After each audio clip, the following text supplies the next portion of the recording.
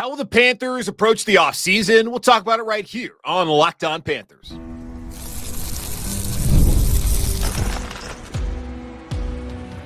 You are Locked On Panthers, your daily Carolina Panthers podcast. Part of the Locked On Podcast Network, your team every day. Welcome into another edition of the Locked On Panthers podcast, the part of the Locked On Podcast Network. I'm your host, as always, Julian Council, talking Carolina Panthers with you every Monday, Tuesday, Wednesday, Thursday, and Friday. Your team every day. That's our motto here on the Locked On Podcast Network. Thanks for watching the show here on YouTube and listening wherever you listen to your favorite podcast. Be sure to follow me, Julian Council, over on Twitter at Julian Council, where on Fridays throughout the offseason, I'm right here on the show answering your weekly Friday mailbag questions.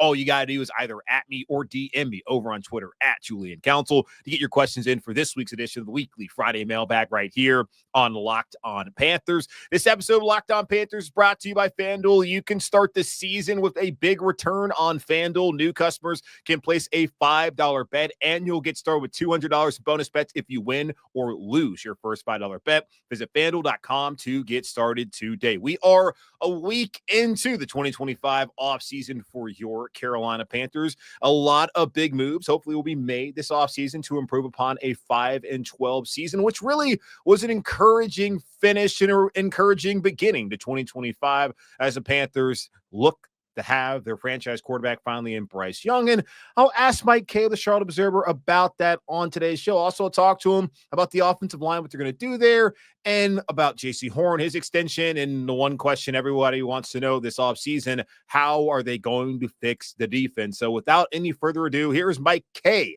the venerable beat reporter of the Charlotte Observer, covering your Carolina Panthers.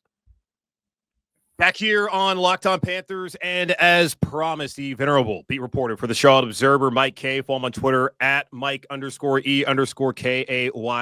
Mike, happy offseason. How you doing, man? I'm doing well. I'm able to sit and not type, which is very hard for me to do because I very famously have no chill, but getting some time with the family, so...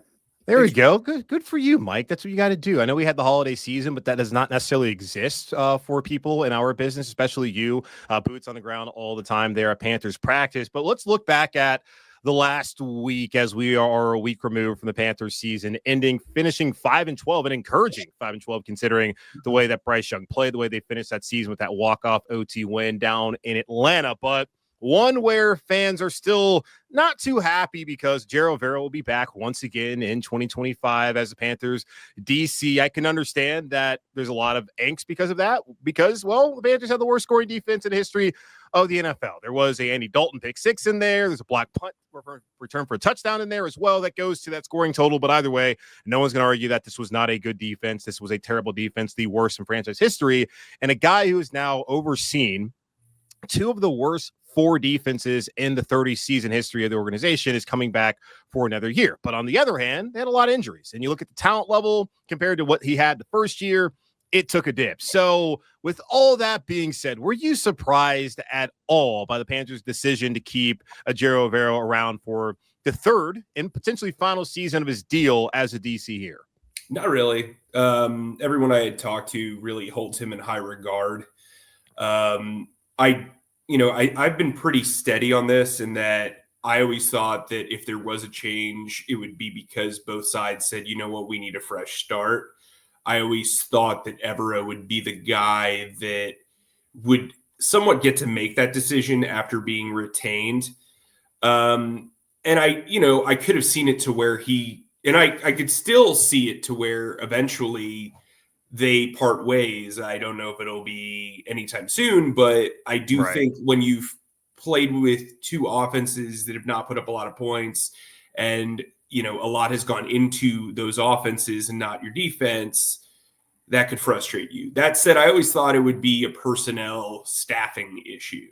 If you look at the pass rush, they had a whole slew of injuries, but also a slew of who's who. Mm-hmm. And the safety group regressed mightily. I don't know that I've ever seen a position group regress with veteran players the way it did. And then obviously the inside linebacker group was hit hard.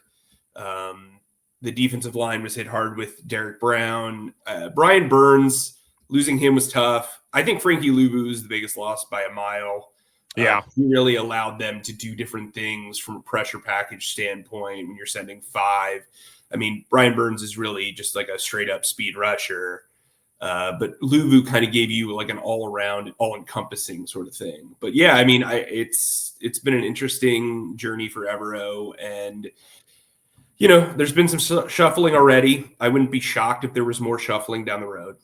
Yeah, and some of the shuffling, outside linebacker coach Tim Lukabu, who actually came over from Boston College a couple of years ago to take over that position. Obviously, the edge rush group is not great. I mean, Jadeveon Clowney was exactly what I thought he was going to be. He's more of a name than an actual impact player. He's never really lived up to the number 1 overall billing. But how many guys actually have in history of the league? He's still in the league, though, so we'll see if he comes back next season. Would think it'd be worthwhile. They could save some money there cap-wise if they decide not to. Of course, it'd be a dead cap hit as well. Safety coach Burt Watts, he's also gone, and defensive assistant Bobby Maffei is also out here in Carolina. Todd Wash, though, defensive line coach, he's still around. I wonder if that will be something that stays. Of course, you brought up Pete Hansen, who's inside linebacker coach as well. Maybe that's something to look at. But both those positions, like you mentioned, were hit pretty hard by injury. And I kind of look at it, Mike, if you were listening to Canales all year long, you would have known this was happening. He kept, every time he was asked by you or anybody else at the press corps about the defense, he said, I love the scheme. So if you love the scheme, and the scheme's not the problem, while he didn't say this, he did one time when talking about the run defense. It's pretty clear that the personnel was the issue mainly in Carolina, not the scheme. So how do they fix and improve the personnel this offseason? And can they do it in one offseason? Because we saw last year at the offensive line, they spent big money on the first day of free agency with Robert Hunt and Damian Lewis, and then they moved Corbett to center, and Ike Ekwonu stayed at left tackle, Taylor Moton stayed at right tackle, and they fixed that unit. Can they do that for an entire 11 defensively, at least just with starters? Well, I mean, I think this is going to be kind of a 2-year process because there's no depth, right? Like, honestly, as bad as the starting group produced when they were healthy, it was really the depth that had the major drop off. Like, I think they're kind of a middling, like, they're definitely in the bottom half of the league defense with Derek Brown and all those guys still. But they're not like embarrassing, setting records, allowing 3,000 rushing yards, sort of bad. But I think, if you're an organization, you look at Derek Brown as a free agent addition. That's just the way that teams think, right? Like, you didn't have the whole year. He's going to be here. A'Shawn Robinson was like the one guy who they brought in who had familiarity with Evero's system that actually consistently worked out well. Josie Jewell had a rough first half, came back from injury, had a pretty good second half before he got injured with a concussion. JC Horn's a Pro Bowler, right? Like, there are some pieces there. Because, let's look at it, going from, front to back, defensive line. I agree with you. A'Shawn Robinson, of the additions that had direct ties to Ejiro Evero, he clearly was the best one. Then Josie Jewell, once he came back and played against Denver, maybe getting that Denver revenge game, quote unquote, was something that helped fuel him before, of course, he got injured. So I think A'Shawn Robinson obviously makes sense to come back. Derek Brown, as you mentioned, they're going to look at that as a free agent addition. He's a Pro Bowler last year. He's obviously one of the best defenders, and I don't think they have the worst run defense in franchise history if he or Shaq Thompson were healthy this season. So those two are back up front. Shy Tuttle, though, that feels like it's probably run its course here, no? Yeah, I mean, I think there's a way that he comes back on a pay cut and is a guy who knows the scheme, and maybe they rework the way he does it, but I don't see him being a starter next year by any stretch. I think they'll look into the nose tackle market. The scheme in particular looks for non-traditional nose tackles. So you're going to have low center of gravity, have a pass rushing edge. You want, Javon Hargrave, John Lynch just came out and said that they were going to cut him. They reworked his contract to make that doable. He kind of fits the mold. Granted, he's coming off of injury and he's in his early 30s, but you want a guy who can get low, who can take on multiple defenders or multiple blockers. Shy Tuttle was brought in to be a run stopper. That never happened. So they need somebody in between A'Shawn Robinson and Derek Brown, long story short. They also I looked at BJ Hill, Jaron Reed, Puna Ford, also guys that are going to be free agents. Sure, I mean, those are other would those you think, of those guys, you think they would make sense? Puna would make a lot of sense. especially if they were trying to kind of go in the middling market. I think if you look at inside linebacker, a lot of people have mused that Shaq might come back on a discount. If I were him, I wouldn't. I mean, the guy's complained about the field for 3 years and also been injured in the first month of the season the last 2 years. I think he'll have a legitimate market. Steve Wilkes is interviewing reportedly in Indianapolis.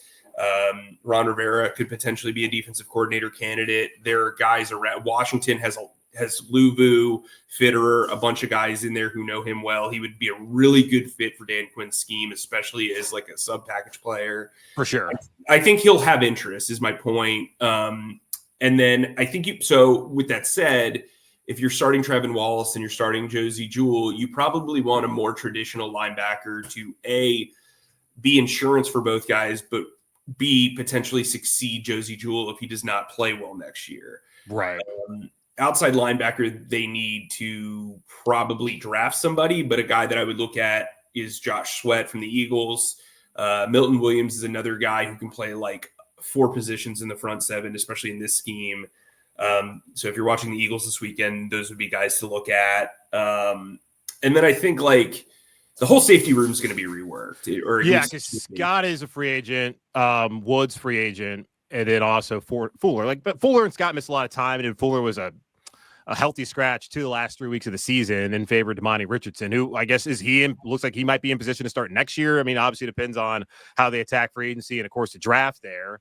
Go ahead, because that's obviously a group that's getting reworked. Yeah, that's going to be a spot where I think if you were them, you look at Richardson as a developmental starter who's on the cheap, because you're going to put money into probably the defensive line and outside linebacker. You're also going to put draft assets into that. And if you're reworking a room, like maybe you bring back Nick Scott or Sam Franklin on a special teams only deal. Neither one of those guys should be playing on defense, but Evero's big on having safety depth. They've rolled with 5 pretty much the entire time he's been there. So if those 2 guys are your 4th and 5th guys, whatever. I think Trevon Moehrig is a guy that makes a lot of sense for them. I actually had used that on a podcast, and then I saw PFF put it up. So I guess terrible minds think alike or something. That's me being humble. I think another guy, like if they were going to sell out, is Javon Holland from the Dolphins. I think he is everything that Evero would want in a safety. I think there's a small chance that Woods is back, but the communication issues, he's known for his communication, and the communication issues were terrible back there. So Burt Watts, kind of falls on his sword there. We'll see what happens with Woods. Cornerback, I think they're fine. Based on my reporting, both sides really would like to get Mike Jackson in-house for a long that makes sense, because I think obviously in JC, we're probably looking at an extension here this offseason. I would imagine him coming, he's back regardless with the 5th-year option. Mike Jackson did play pretty good ball. You look back at that Dante Jackson, Deontay Johnson trade, what it really yielded was Mike Jackson as their starting corner, and he played all 17 games, and he started, and he was actually pretty solid. You look at the Raiders game, the end of that Saints game, 2 games you can directly look at how he made an impact and helped them win that day. And then I guess Shaw Smith-Wade at nickel, they might be kind of set there. Obviously, you got to get more depth, I would think, and maybe looking to draft at finding a longer-term replacement, or a guy to replace Mike Jackson in the future, potentially. They like a Caleb Evans. I don't know what his injury was. We obviously saw he left. Yeah. He's somebody they like. They like Shamar Bartholomew. He was a guy that was inactive, but they felt like he was a developmental player. There was a reason why he was one of the only waiver wire pickups to last on the roster for a really long time. Him, Jarrett Kingston, and obviously John Radigan, who they had experience with. I think they'll bring back 1 or 2 of the safety specialties. Like Lonnie Johnson probably gets signed if Sam and Nick aren't back. I do think they like Nick in the locker room. Obviously, he was kind of a disaster as a starter on defense. Yeah. What I'm really interested in is the specialist group, because all 3 of those guys are free agents, and typically you don't want a complete rebuild of a room. So typically what you want to do is sign 2 of those guys. Now, I can tell you that kicker is a position that based on everything I know and see, is not going to be a position they want to spend a lot of money on. That doesn't mean Eddie Pinheiro is not back. He had a rough final 6 weeks, but I think if he's expecting top of the market money, he is almost assuredly not going to get it here. I think that Johnny Hecker will be back on a short-term deal. I think he's coming off one of his rougher seasons, but he's consistent. He's important beyond his job title. Tracy Smith is still a guy who is relatively new to coaching special teams as the coordinator. I think he's got like 2 or 3 years of experience. I mean, he's been around the league forever, though. Right. JJ Jansen is the team's alternate mascot. I'll just tell you this, like, while he's also a pleasure to cover, he is a guy that everybody kind of goes to for rules. He's a guy that everybody goes to for advice. He's just a constant pro. And I think he is a guy that when you talk about culture, he is a big part of that. So I could see him being back on another 1-year deal. Kicker will be interesting. Yeah. They have an analytics crew that has published stuff on, Eric Eager, their exec there, when he was at Pro Football Focus, published a study about not drafting kickers. And so my overall assessment of that is they're not going to value, if they're listening to him, obviously every situation's different. Sure. My guess is they sign 2 rookie kickers and go from there. They sign a veteran kicker who is maybe a journeyman and have him compete with a rookie. I think Eddie, that's always interesting to me, man. Like, obviously everybody's philosophy is different. Sure. I'm someone where you win and lose games because of a kicker. Sure. And I feel like that of all those positions there, that battery, like that's the one. I don't think you're spending a lot of money on a punter. Of course, it's important, but like there's not really bad punters in the NFL. There are plenty of kickers who really aren't that great. They've gotten better. That's just a spot where I don't know if they should be penny pushers there, especially for a team that's paying running backs. Like you're going to spend money at the running back position, but you're not going to spend money on a guy who can actually like impact the outcome of the game on a regular basis. Well, so I think the logic here is this, right? So with a punter, you can flip the field. They're technically a weapon for the offense and for the defense. Kickers, though, they're volatile. Like we've seen what's happened with Jake Elliott, who was kicking 60-yarders in his sleep, and now he's missing pretty much everything beyond 50. I think Elliott with the Eagles, for those who don't know. Yeah, I think with we saw what happened with Justin Tucker, right? Like Justin Tucker with the Ravens. I mean, the best kicker of all time. He's the best specialist ever. Yeah, there's no debate about it. Sorry, Ray Guy. But like the thing is with kickers, they're volatile. They're like relief pitchers, right? Like 1 year they'll be in like the 90s, the next year they'll be in the mid 70s. Eddie is a guy who can kick really well between 29 and 49. They rarely test his leg ever. Yeah. This was a bad team that needed points, and they rarely tested his leg. He attempted 2 kicks over 50 yards this year.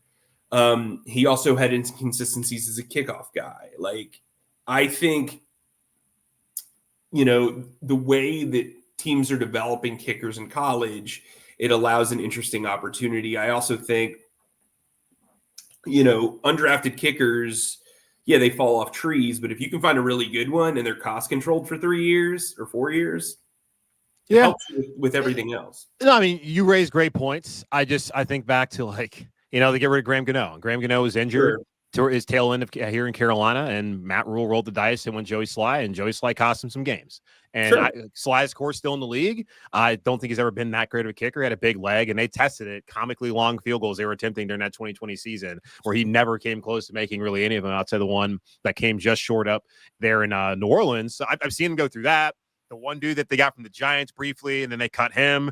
They got the Zane Gonzalez. Zane got hurt, but he was solid, but didn't have a big leg. Eddie has been healthy, solid, still doesn't have a big leg. So I could see from trying to have someone who you can maybe roll out there for a 56, 55 yarder, which they have not, of course, done recently with Eddie would make sense. I look at a team that it's very thin margins for them to win football games, and you don't want that to be the spot that's costing you games, especially as you continue to try and build this thing with your quarterback, who we'll talk about later. But let's take a quick pause. I want to talk more about just the offense, because there's some things I have questions. Like offensive line, I think is pretty fascinating in this offseason, what they're going to do there at certain spots. Let's talk about that here in just a moment on Locked On Panthers. Growing your small business in 2025 comes down to how well you can hire. And let's face it, better hires start with smarter insights. That's where LinkedIn comes in. With the strongest hiring data available, LinkedIn helps you identify the right candidates, giving you the confidence to make the best decisions for your business. I've used LinkedIn myself, and I can tell you, it's a game changer when it comes to hiring the right fit. Small businesses are wearing a lot of hats, so every hire is crucial. LinkedIn gets that. That's why they connect you with the best candidates using data you won't find anywhere else. From unique skills and interests to the connections you share, LinkedIn helps you find the right person for the job. In fact, 72% of small businesses say LinkedIn has helped them find high-quality candidates. Hire smarter this year and find your next great hire on LinkedIn. Post your job for free at linkedin.com/LockedOnNFL. That's linkedin.com/LockedOnNFL to post your job for free. Terms and conditions apply. It's playoff time. If you're like me, you want to make the most of these final few weeks of football action. That's where PrizePicks comes in. If you love football and want a chance to win real money while watching the games, PrizePicks is the place. It's the best way to turn your sports opinions into cash with daily fantasy player projections. With PrizePicks, you simply pick more or less on player stats like total passing yards or rushing touchdowns. And for a shot to win up to 1,000 times your money, you can make your picks in less than 60 seconds. And whether you're looking for a flex play to boost your payout or want to cash out quickly, PrizePicks has got you covered. And with over 10 million members and billions in winnings, it's clear that people are loving this platform. There's a special offer for Locked On Panther listeners like you. Download the app today and use code LOCKEDONNFL to get $50 instantly after you play your first $5 lineup. That's PrizePicks. Run your game. Download the app today and use code LOCKEDONNFL to get $50 instantly after you play your first $5 lineup. PrizePicks. Run your game. All right, back here with Mike Kaye of the Charlotte Observer. Of course, subscribe to your local paper. Follow him on Twitter at Mike_E_KAYE. Him and Alex Zeitlow and Scott Fowler doing a great job covering the Carolina Panthers. They'll have coverage throughout the offseason as things do not stop. The NFL is a 365 kind of deal nowadays. Maybe there's like 6 weeks in the summer where there's not really anything going on, but still, it never stops. And it never stops as far as the Panthers trying to figure out what they're going to do with their offensive line. And I know last offseason, spent a lot of money on the interior, went with the Saints path when they had Drew Brees trying to protect the interior for a guy who's a shorter quarterback like Bryce Young. Got Robert Hunt for $100 million. Whether he sees it all or not, we'll see. Got Damian Lewis for $69 million. Move Austin Corbett over to center. And all in all, it worked out, except for Corbett got hurt in the first half of that Week 5 matchup on the road against the Bears. Thought Taylor Moton played well at right tackle. Ike Ekwonu was certainly better at left tackle, but that's some things to do this offseason, Mike. And looking at the O-line, let's start off with Moton. He, looking at PFF, allowed 1 sack in 14 pressures this season and 538 pass blocking snaps. The dude has been nails his entire career here in Carolina. He missed a couple games this year for the first time in his career, but you look at it, $31 million cap hit.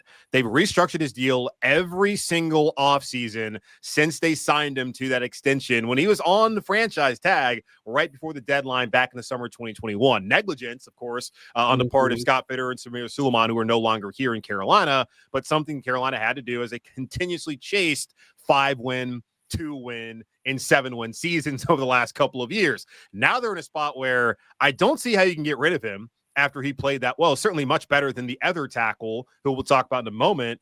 What do you think they do? Because I do not see him playing on that cap hit.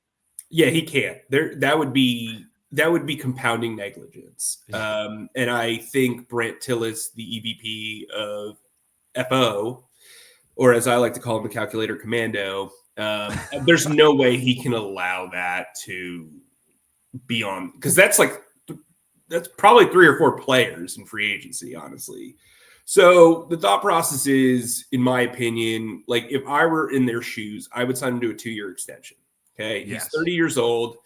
If you sign him to a 2-year extension, that's 3 years on his contract. You can get him at least through 32. He has dealt with some knee issues. They're not like, they haven't been well documented because he hasn't really missed games, but he clearly had some knee issues towards the end of the season. He showed up on the injury report a few times earlier in the season and a couple of years ago. And he's on the other side of 30. I mean, they really could have extended him last year and saved that cap hit, and they did. Which is what I was saying they should do. Because, looking at over the cap, they can save nearly $13 million if they go out there and extend him. And that was basically the same. I think it was 14 last year that they could have done had they done this.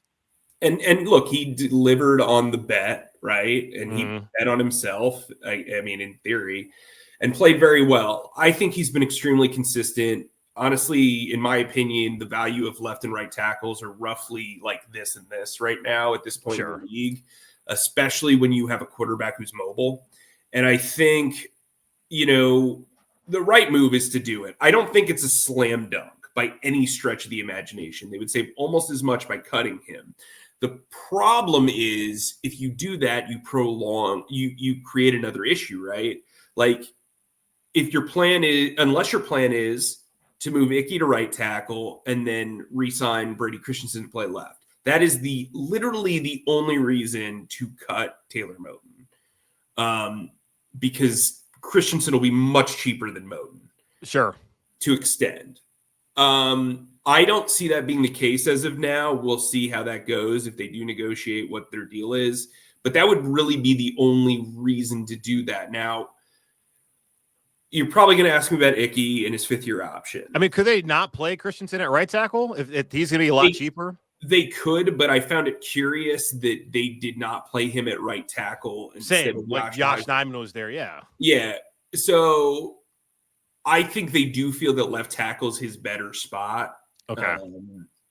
Just like they felt that left guard was his better spot with previous regimes. I don't know why that is. He is more athletic. He can get out in space, and that could partially be it. I mean, look, I think there's no answer but yes with the fifth-year option with Icky. If you look at franchise standard, if you look at how he is improved from last year, because he has, like, I mean, absolutely. I'm getting a lot, like, honestly, I got a lot of emails about, has he really improved? Yes, the eye test is very clear, but he had a rough final month. And I think that was because, there was a lot going on in the line. He was beaten up, whatever. His first 10 or so games, if you told the Panthers they were going to get that 3 years ago, they would have said, okay, that's why we drafted him then. He's always been a very good run blocker. But also, the thing is, like, it's about cost controlling, right? Like, if they move on from him, what are they going to do? Are they going to draft another guy in the top 10 when they need a bunch of other things? Or are they going to be like, yo, like, this guy is an average starting left tackle. Let's pay him average starting left tackle money. If he exceeds that average outlook, then we can extend him with the fifth-year option being leverage, because that's what the fifth-year option is. It's leverage. It's the only thing they have going into a negotiation with J.C. Horn. It was the only thing they had going into a negotiation with Derek Brown. It worked out. The Derek Brown contract is extremely friendly for the Panthers. Take away the injury, but like going into week one, that was an extremely friendly contract. I think they will kind of have a tough time getting a friendlier contract with J.C. Horn just because of the position he plays. But, the injury bug thing is kind of going to be brought up, I'm sure. But like with Icky, it's going to be a matter of long-term development. And he was with the new coaching staff and he showed that he could play better. He cleaned up a lot of his technique issues. I do think he is very self-aware of what he needs to fix and is accountable. And, we'll see how he does next year. But yeah, to me, it's a no-brainer to pick up that fifth-year option. I think Taylor Moton is kind of like a 60-40 for me. Yeah, and like Dan Morgan was pretty bullish last year when he came out and said that Icky is a left tackle. That's where they saw him at. And Icky also was open in saying that he kind of was smelling his own thinking that he was all that after his rookie year, and he improved this past year. I think Joe Gilbert bringing that entire offensive line staff and the way that they had it constructed, Harold Goodwin as well, and then Keeley, I can't even say his last name. Like, I think that helped the overall unit. So it would make sense. And like, he's a local guy, so you have to understand too, he probably would be willing to take maybe lesser to stay at home and understand that he has been a hometown guy. But we'll see. Like, yeah, you're right, because they went the path of let's go out there and go find some veterans, and that led to like Russell Okung, the rent-a-tackle, and that necessarily didn't work out. They went and did the big money spending with Matt Cleel once upon a time. That did not work out. Like, eventually you need to just draft and develop a guy, and he clearly is developing. He had one bad year. He's bounced back, but I think a lot of fans just have it stuck in their minds what he did last season, that he should be a guard, even though, like, I don't think I mean, come on, I'm not going to sit here and say I know the nuances of how to play the offensive line position. So I'm damn sure the people saying that constantly with no other solution are saying that as well. So we'll see how it works out. And like looking at it, $18 million is the projected fifth-year option for him. Looking over the cap because of the play time. I don't even know, apron that he meets for looking at the fifth-year option. So we'll see how that plays out. Center is another spot like Austin Corbett on Monday. He made it pretty clear he's not quite sure what's going to happen.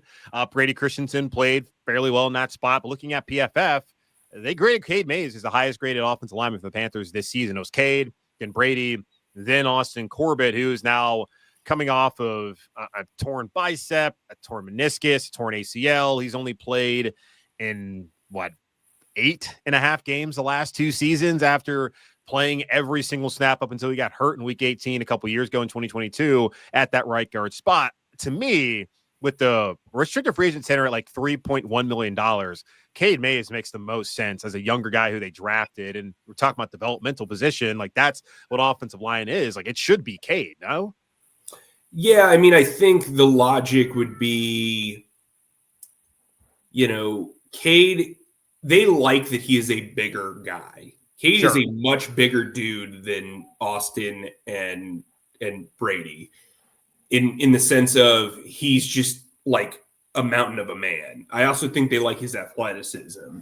What I would say, though, is I think there's a world where they sign Cade and then also sign Austin Corbett to a 1-year deal, and the two of them are set up to compete at center. Because here's the deal. Austin Corbett's going to have to take a big pay cut with his next contract.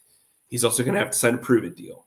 Yeah. So you bring up the restricted tender. You bring up, like, if you can get both those guys in-house for $6 to $7 million on the cap. It's a great thing. That's a great thing. And it's going to be probably cheaper than what Brady Christensen gets on an APY basis because of his versatility. Like he's going to probably get the Isaac Seumalo like contract where it's like, we're going to name you a starter here, but we don't know which position you're going to start at. Sure. So I think there's a competition brewing there. I've always liked Cade Mays. I was big on him in the draft, even before I covered the Panthers.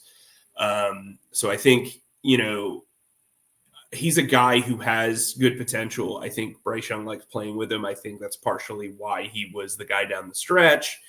I also think that coaching group prefers bigger dudes at center.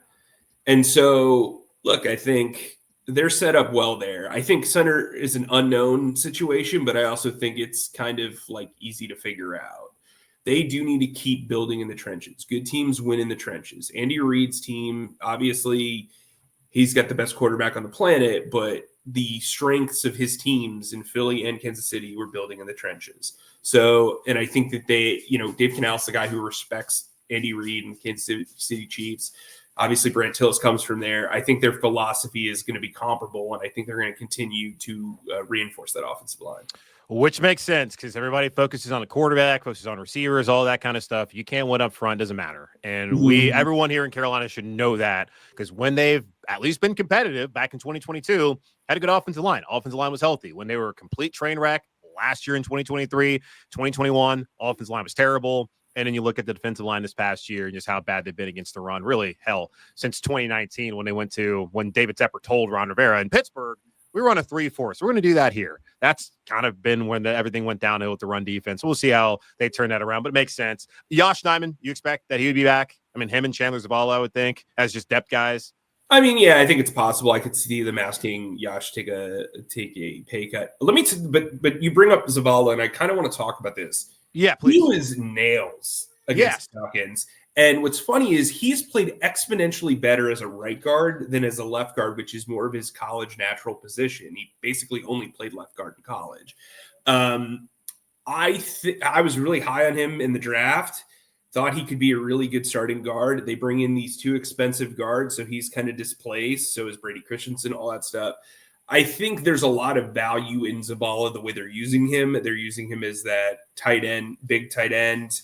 They're going to find ways to get him on the field. And honestly, having him as the first guard off the bench is like a really good thing. They also really like that Jared Kingston kid that they claimed off waivers from the 49ers. I know he didn't get to play a lot, but he's a guy that has some upside as a tackle or guard. And then, again, like you said, like center feels like it's in a good spot. Andrew Rame is a guy they've kept around all year. From what I understand, they like him. But, obviously when you have Mays and Austin potentially in front of him, it's going to be a tough go for him probably to make the roster again this year. So, I think they're in a good spot offensive line wise. All right, good. And look, you saw in one offseason, they fixed it. I thought going into this year, they certainly were in a better position if they had the injuries that they could not completely fall off. And we saw that with the way that Cade plays once he came back after being signed off the Giants practice squad, the way Brady played, the way that Chandler played. Just one quick pause. I want to ask you about Bryce before we get out of here because we kind of got to do that. So let's do one quick pause here on Locked On Panthers. Come back here with Mike Kaye. From big upsets to game-winning drives, the NFL playoffs are better with FanDuel because right now new customers can bet $5 and get $200 in bonus bets guaranteed. That's $200 in bonus bets, win or lose. The FanDuel app gives you everything you need for live bets, same-game parlays, and so much more. Cannot wait for the NFL divisional round playoffs coming up this upcoming weekend.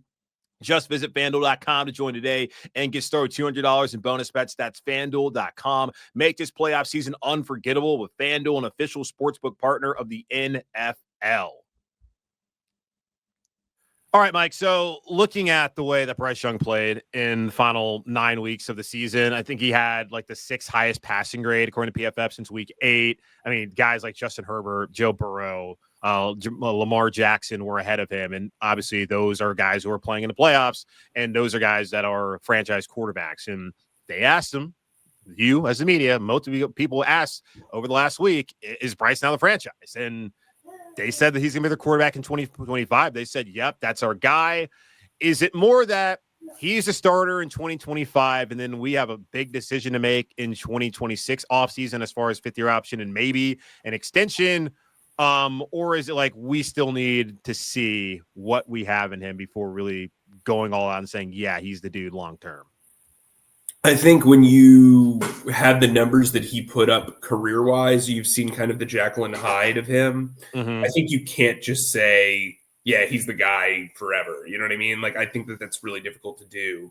But I do think he is the guy for 2025. And if he plays the way he did in Atlanta, if he plays the way he did against Arizona, gee golly, he's the dude. But like, I think like franchise quarterback is like, it's a lot like number 1 wide receiver. I think there's only like 12 of the, as my kid's crying in the background, I think there's only like 12 to 14 legitimate franchise quarterbacks. There's about 10 to 12 legitimate number 1 wide receivers. And if Bryce can be part of that top half of the league, I think, they're in great standing. Is he ever going to be worth the trade that was used to get him? Probably not from a number standpoint, objectively. But I think when you look at what the Bears have done with those picks, they finished with the same record as the Panthers this year. And I also think, part of him being benched and maybe part of the reason why he's been able to compartmentalize is because once he got benched, it wasn't about living up to that trade value and the number 1 overall pick. It was just about proving that he could be a franchise starting quarterback.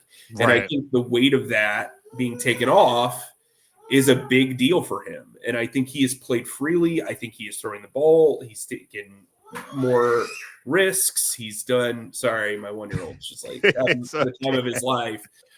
He's taking more risks. Like people talk about like elevating the talent around you, right? Like he's had really good performances. This game against the Falcons, he elevated everybody. He elevated the offensive line by being willing to scramble and get the ball out quickly. He elevated the receivers by being accurate and on time. He elevated the tight ends by targeting them over the middle on time and accurate. Like he set up the running game well because of how well he was doing in scrambling and in, creating positive plays in the passing game, which backed off the safeties and backed off the box. So I think he elevated everybody in that game. He even elevated the defense because he made up for a lot of their quick hit scores.